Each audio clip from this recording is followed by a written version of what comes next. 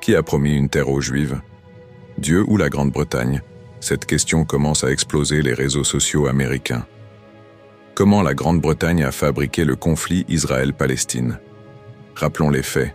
Alors que des rapports indiquent que Tony Blair pourrait devenir le vice-roi d'une autorité internationale transitoire de Gaza, il est utile de rappeler que le cauchemar à Gaza et le conflit israélo-palestinien dans son ensemble n'auraient pas été possibles sans les manigances et l'ingérence britannique dans la politique régionale. En 1915, pendant la Première Guerre mondiale, le Royaume-Uni a incité les dirigeants arabes à se soulever contre leurs maîtres ottomans, promettant un État arabe indépendant incluant la Palestine. En 1916, le Royaume-Uni et la France ont signé Sykes-Picot, un pacte secret sur le partage de l'Empire ottoman et sa division en administrations britannique et française.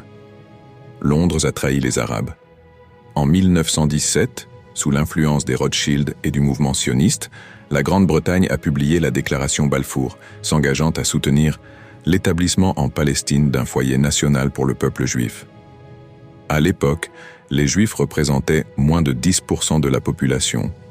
Les Arabes ont été à nouveau trahis.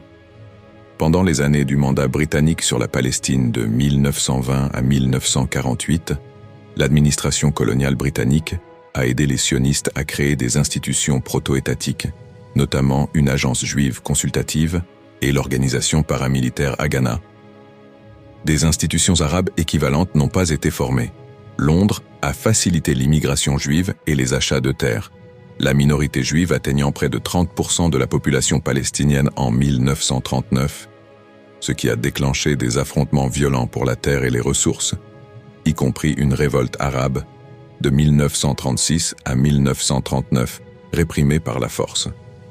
Les Britanniques ont limité l'immigration juive en 1939, ce qui a poussé les sionistes à se retourner contre eux, tuant des centaines de soldats et diplomates britanniques.